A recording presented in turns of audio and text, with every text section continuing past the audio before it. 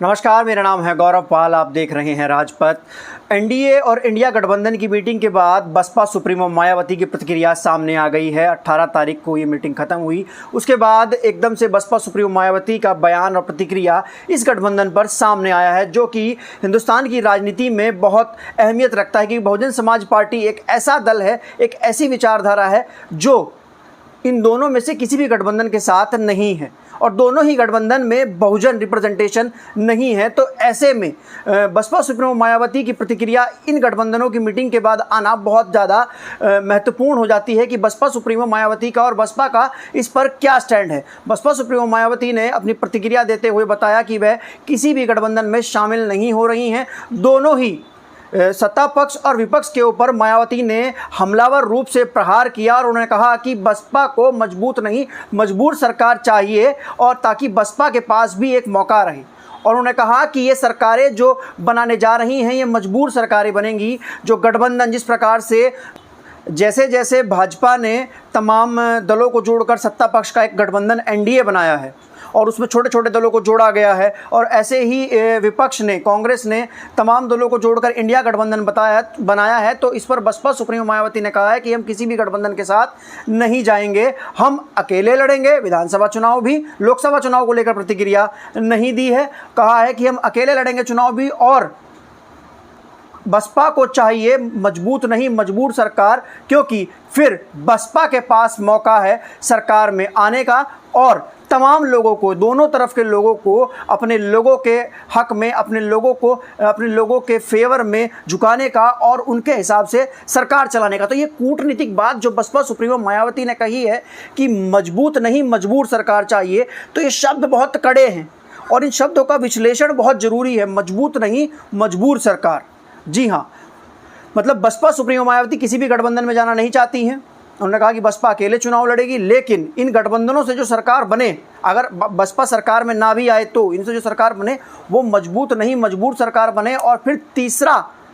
पाया बन के बसपा सुप्रीमो मायावती शायद वहाँ पर वो उनका तीसरा सपोर्टिंग हैंड बने किसी भी दल की, और जो मजबूत होगा उस दल की, और फिर जो बहुजन वोट बैंक है, जो बहुजन हितैषी लोग हैं, उनका लाभ किस प्रकार से हो सके। ये तमाम बातें जो है बसपा सुप्रीमो मायावती ने अपनी इस बयान में, इसमें प्रतिक्रिया में कही है। आइए आपको सुनाते हैं बसपा सुप्रीमो मायावती का ये बयान और प्रतिक्रिया। मीडिया बंधुओं,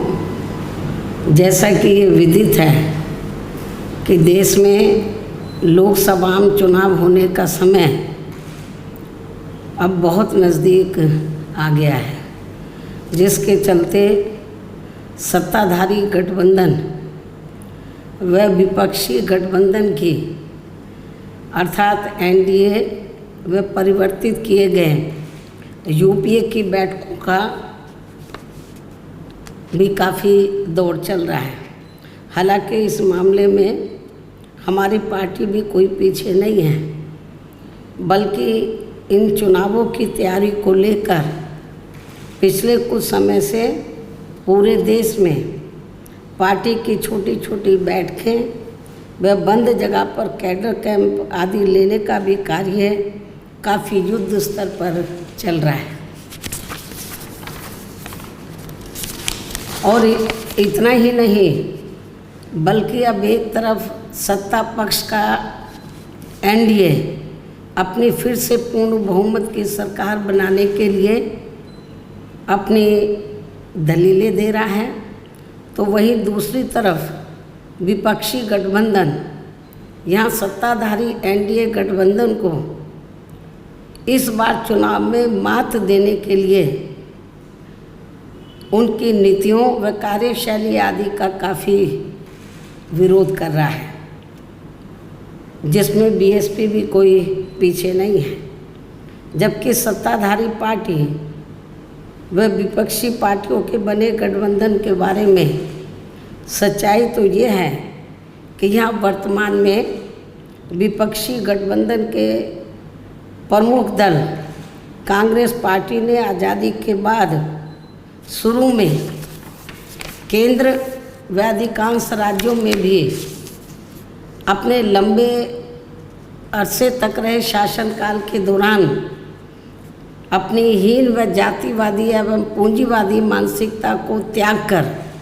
यदि देश व आम जनहित में तथा कमज़ोर वर्गों के हितों में भी पूरी ईमानदारी से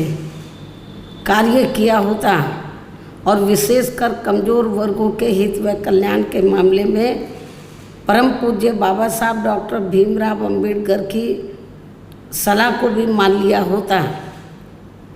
तो फिर ना तो बाबा साहब को अपने कानूनी मंत्री पद से उस समय इस्तीफा देना पड़ता तथा ना ही आगे चलकर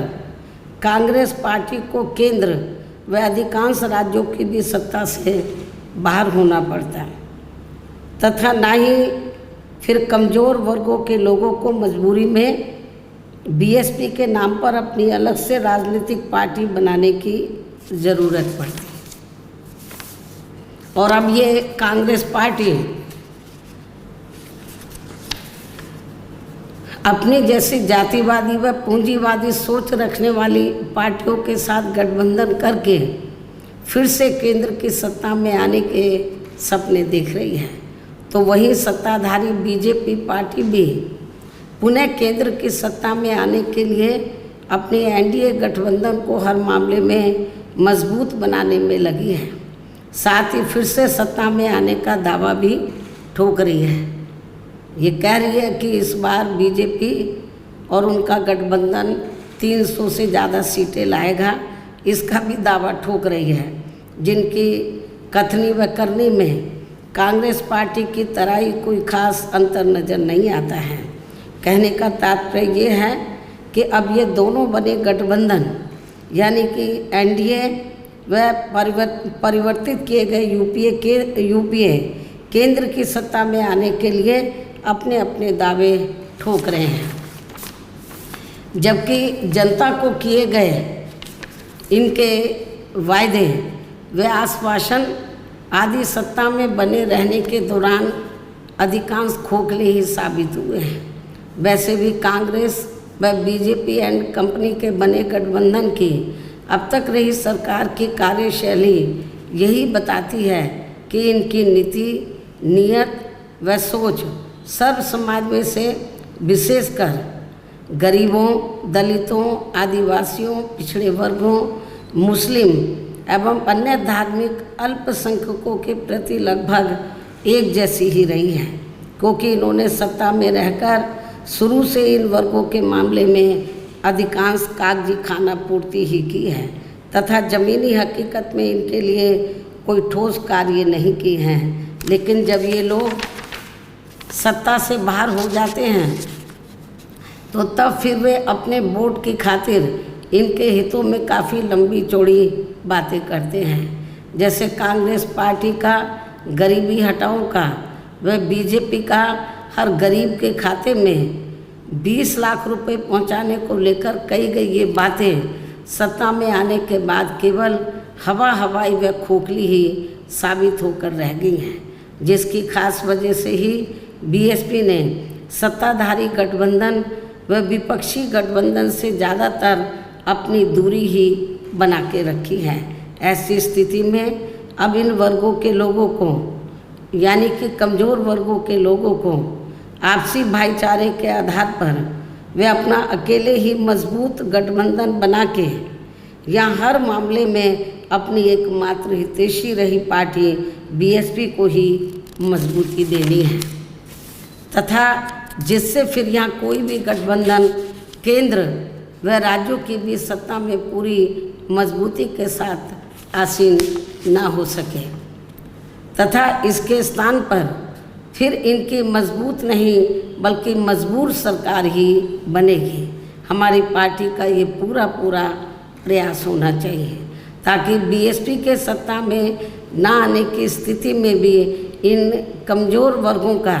यानी कि दबे कुचले लोगों का ये लोग ज़्यादा शोषण ना कर सके।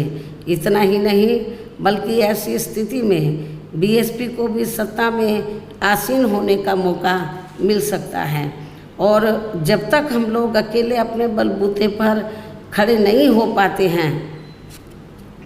इसलिए इन सब बातों को ध्यान में रखकर अब बीएसपी को लोकसभा चुनाव में व इससे पहले राजस्थान मध्य प्रदेश, छत्तीसगढ़ व तेलंगाना आदि राज्यों में होने वाले विधानसभा चुनाव में भी अकेले ही चुनाव लड़कर अपनी पार्टी का बेहतर रिजल्ट लाना होगा। लेकिन बीएसपी पंजाब, हरियाणा आदि इन राज्यों में वहाँ की रीजनल पार्टियों के साथ मिलकर जरूर चुनाव लड़ सकती है, बशर्ते अब वर्तमान में उनका एनडीए व परिवर्तित किए गए यूपीए से भी कोई संबंध नहीं होना चाहिए। इसके साथ ही पार्टी के लोगों को हर स्तर पर सत्ताधारी गठबंधन व विपक्षी गठबंधन के सभी साम दाम दंड भेद आदि हथकंडों से भी जरूर सावधान रहना है। इसके अलावा यहाँ मैं ये भी कहना चाहूँगी कि देश में लगातार बढ़ रही कमर तोड़ महंगाई, अति गरीबी व बेरोजगारी आदि की इन गंभीर समस्याओं के प्रति केंद्र के उत्तरदायित्व को लेकर कल से शुरू हो रहे संसद के मानसून सत्र में जवाबदेही का लोगों को काफ़ी बेसब्री से इंतजार है। किंतु मणिपुर में जारी चिंतनीय हालात, हिंसा व सुरक्षा ही अब नया मुद्दा बन गया है। किंतु इन समस्याओं के प्रति भाजपा का रवैया अब तक व्यापक जनहित का कम तथा अपने राजनीतिक स्वार्थ का ज़्यादा देखने को मिल रहा है, जिस कारण देश से जुड़े इन मामलों का जटिल बने रहना अति दुखद है। जबकि देश की प्रगति लोगों की उन्नति में ही निहित है, जिस पर पूरा ध्यान केंद्रित करने की भी सख्त ज़रूरत है। और अब लोकसभा चुनाव से पहले संसद में सरकार व विपक्ष का रवैया तकरार, आरोप प्रत्यारोप व जिम्मेदारी से भागने का नहीं, बल्कि इन ज्वलंत जन समस्याओं को दूर करने संबंधी समाधान का होना चाहिए। क्योंकि इस समय समस्त गरीब एवं मेहनतकश जनता का जीवन काफ़ी दुखी व त्रस्त है, जिनकी सही से चिंता करना सभी का दायित्व भी बनता है। अंत में अब मैं अपनी बात यहीं समाप्त करती हूँ। धन्यवाद। जय भीम व जय भारत। आपको ये हमारा वीडियो कैसा लगा कमेंट सेक्शन में ज़रूर बताइएगा। वीडियो को लाइक कीजिएगा, चैनल को सब्सक्राइब कीजिएगा। धन्यवाद। जय हिंद, जय भारत।